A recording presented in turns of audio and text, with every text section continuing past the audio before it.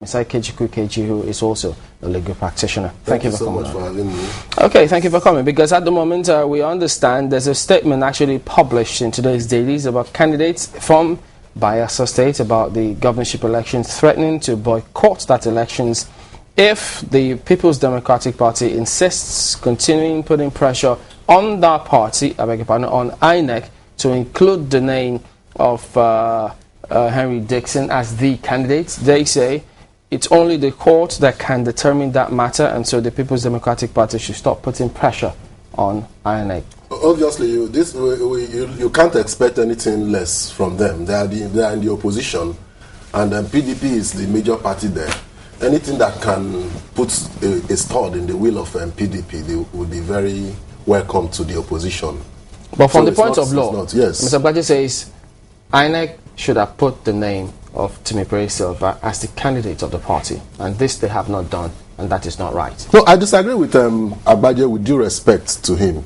Of course, Section 177, subsection C of the 1999 Constitution as amended is very clear. The section provides that for a candidate to be qualified for an election into the position of governorship, such a candidate has to be sponsored, has to belong to a political party, and has to be sponsored by the political party. So the only person that can tell you who he sponsors or who it sponsors is the political party. If the political party says it's sponsoring Timipere Silva, for example, so be it. But if the political party says it's sponsoring Dixon, so be it. It is the person the political party presents that, under the Constitution, should have his name there, except eventually the court decides to the contrary. So it's a very wrong postulation, with due respect to Fred Agbaje, but to again, say that Timipere Silva... If you go back to what they call the provisional clearance, and now, sometimes we'll try to put some kind of meanings into some words, provisional, but again, it's a clearance quite all right, isn't it?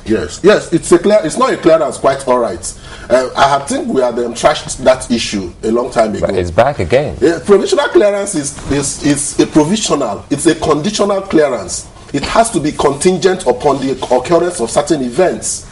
In other words, you still have to prove to the people, the association, that you are still entitled to have that clearance. But he wasn't given that chance to prove that he had all of that to consolidate on the clearance. Who said he wasn't given that chance? He was brought before a panel. It's in the public space. I am not holding brief for PDP, but we all saw that. I think a woman who headed the committee sat and had him. That is very, very in line with Section 36 of the 1999 Constitution that provides for the twin principles of natural justice. That is, audi alteram partem and nemo judice in causa sua. That is, hear the other party, and you cannot be a judge in your own case. But the PDP is trying to be a judge in its own case now, because there are those who say that... they are not trying to be a judge in its own case. The reason they say that is that the PDP is putting pressure on INEC to include the name of Henry Dixon as the candidate of the party. And they say this cannot be. You are getting the principle wrong. There's no judgment here. The panel that was set up is a panel of appeal. It's a panel set up under an administrative procedure, and the decision of that administrative procedure has to be obeyed by every member of the party. It doesn't mean that they are being a judge in their own case. It's not their own case. I get that point, and I'll explain it a little later. But the thing is, at this moment, do you agree with those who say that the party should not put pressure on INEC to include the name of their candidate? I want to tell you this proverb in Igbo land. It says that when the mother hen sees the hawk come pick its chicks, it shouts and cries, not because it can fly to collect the chicks from the hands of the hawk, but because let the whole world hear that she is crying.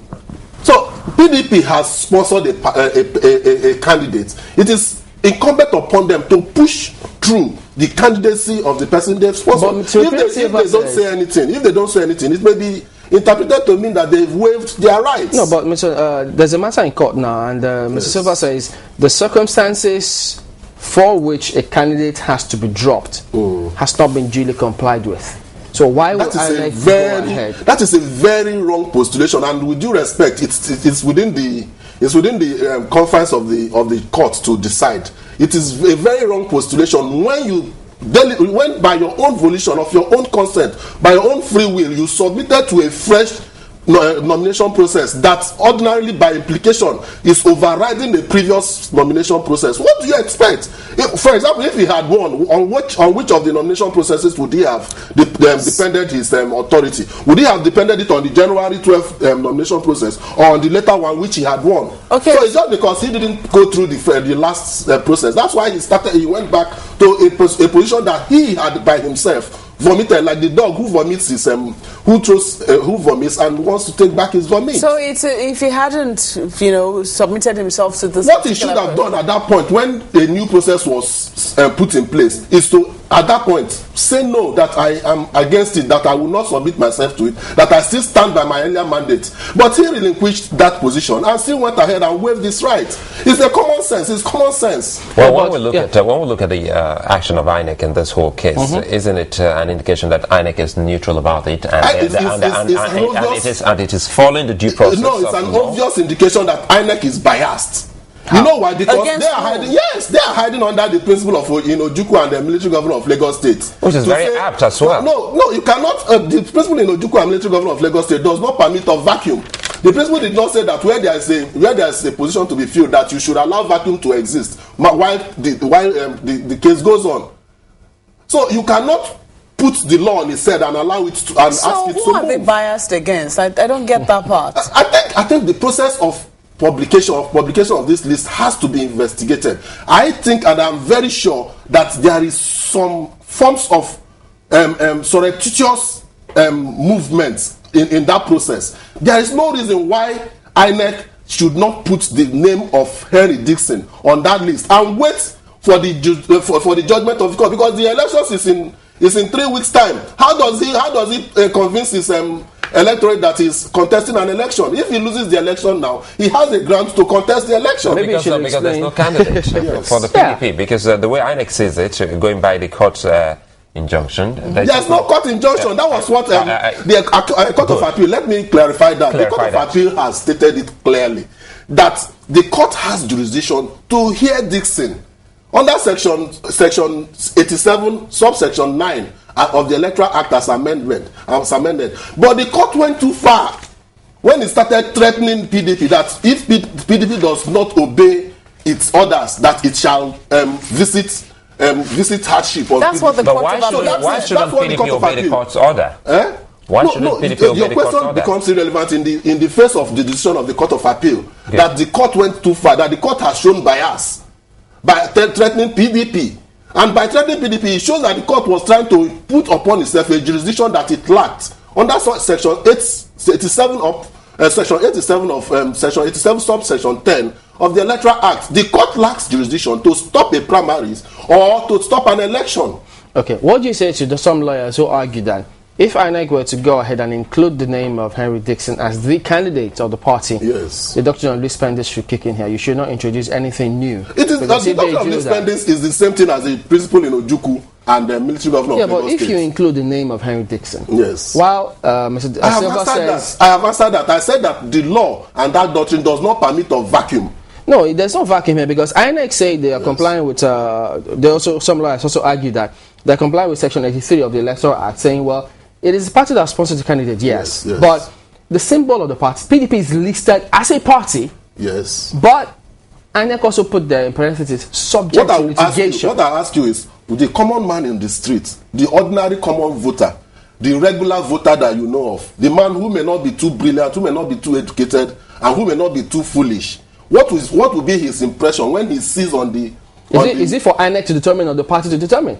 No, it is for INEC. It's for INEC to provide a level playing ground, a level playing field for all political parties that are interested in contesting. That's why they listed the symbol of the party and not the name of the individual. They say, well, if you sort it out, bring your candidates. We haven't barred anyone from contesting. Okay, in the event eventually that PDP loses the election, do you think that Henry Dixon would have no case?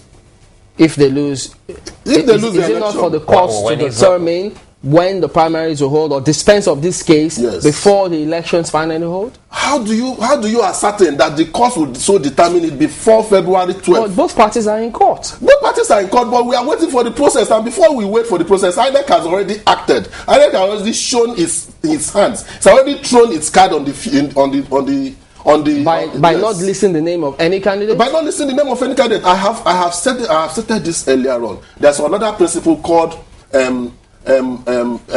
presumption of regularity. That is I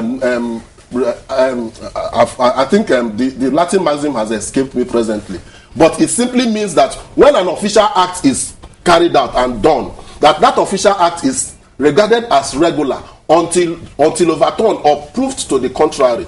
So where PDP has carried out an official act by way of its primaries, it is incumbent and it behoves on INEC to uphold that official act that PDP has carried out until so ordered to the contrary.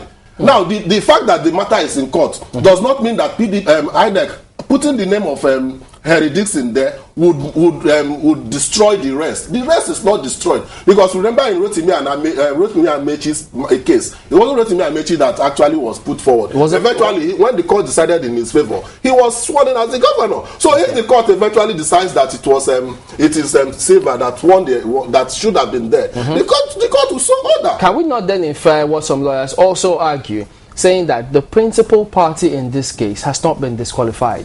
The individual flies the party flag, not an individual flag. So insofar as the party flag is listed, the principal party still stands to contest. No, I asked that question. What message does the fact that there is no name, there's no candidate's name on that ballot, there's no candidate's name following that ballot, what is the message being passed across to the ordinary man? You know, can we liken it to 2003 in Anambra State, where Mbandiniju didn't go through, and we had Ngige there. Then later on, the courts came to say no, Ngige wasn't rightly elected, and finally, you can also liken it to that scenario. You can liken it to that scenario. The law does not permit a vacuum. It is an overriding principle of law. You do not create a lacuna and expect to fill it when eventually the rest has been destroyed. In other words, if the party, if they go ahead with the elections and a majority of persons voted for the PDP and it emerges the winner in that particular election with just no candidate attached to it, so if they finally go to court, who should you think will be the governor?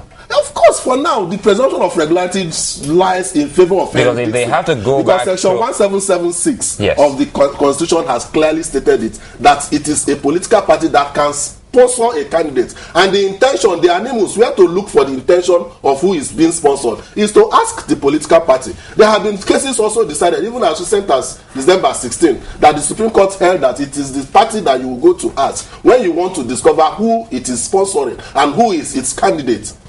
So, INEC, in spite of the fact that Mr. Silva says, well, this process has not been complied with, INEC should have gone ahead and included the name of Henry Dixon on the ballot. Of course. You know why? Because on the day of voting, people may not just vote because it is PDP. People may vote because it is Henry Dixon that they want to vote for. People may also vote because it is Silva they want to vote for.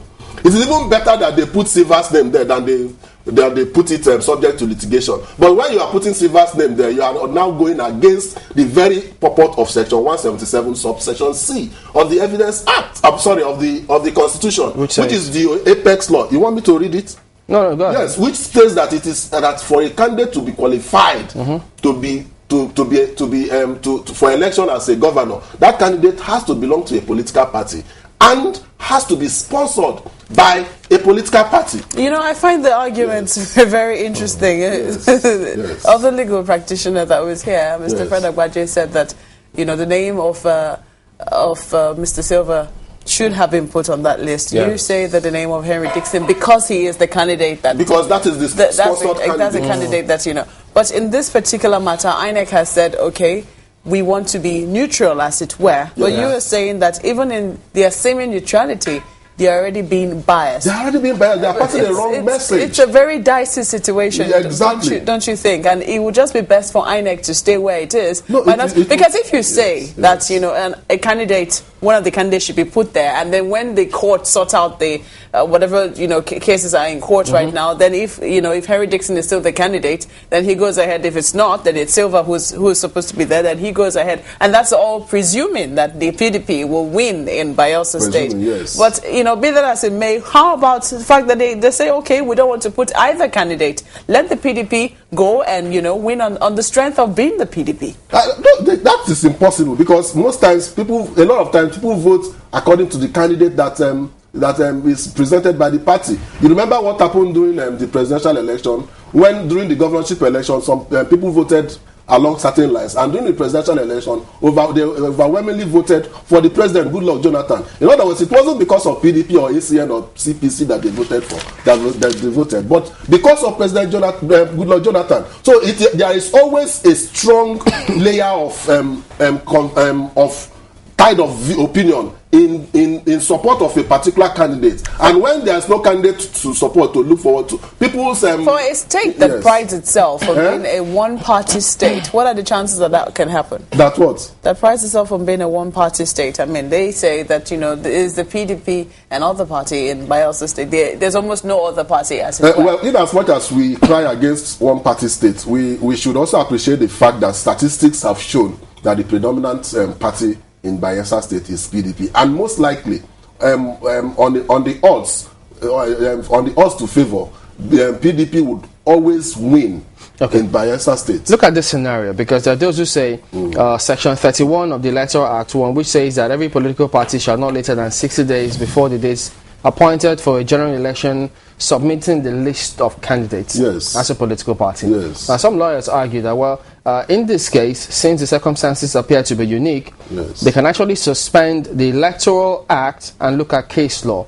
Because you talk about the party having a person who they can identify with and vote for, and then they go to Section 81, one which says any political party or association which contravenes the provisions of Section 227 shall be guilty, and then they put the fine there. Here we're referring to the political party as a person. And so to the extent that the logo or the symbol of the political party, as also highlighted in Section 81, says, look, this party is referred to as a person. So if they can be referred to as a person in this case, why not?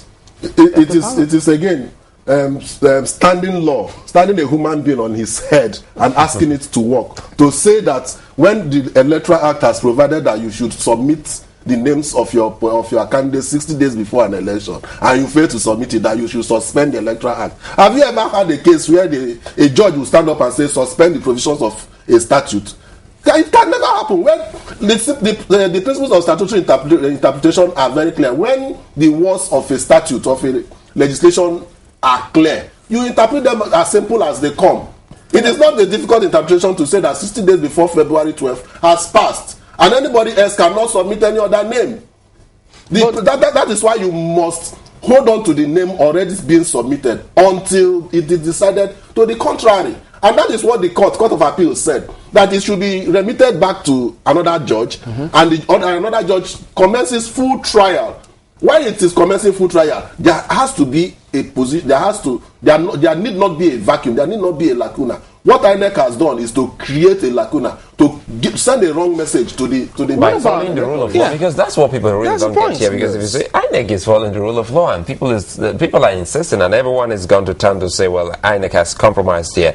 Knowing forward that elections comes, I think, February 11th, and February 12th, the election. Okay, and well, the PDP leadership, people are saying that it should allow INEC to do its job. If truly INEC is an independent umpire, if you have any case against INEC, then you should proceed to the courts. There is no doubt, ladies and gentlemen, that the action of INEC by saying that the PDP candidacy is subject to litigation will pass a wrong message to the voting public in Bayelsa. But you already said that this people who are disillusioned, I'm sorry to come in here.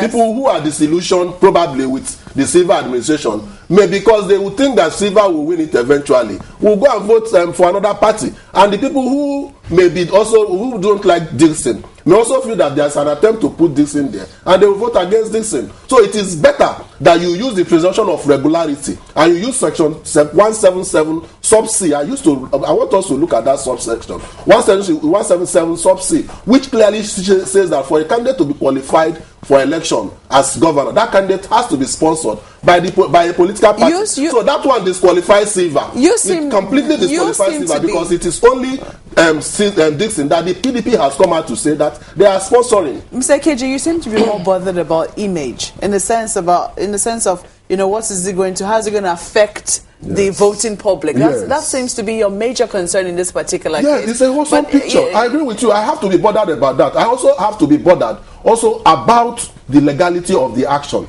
While you're being bothered about the legality of the action, you also have to be bothered about what the message will carry across, because it also goes to the fundamental rights of Henry Dixon. He also has a right. A lot of people are diverting attention to the rights of Silva, and seem to be covered up and forgetting that even Henry Dixon himself has rights. He is also a citizen. He is also entitled to aspire to a position, and legally so.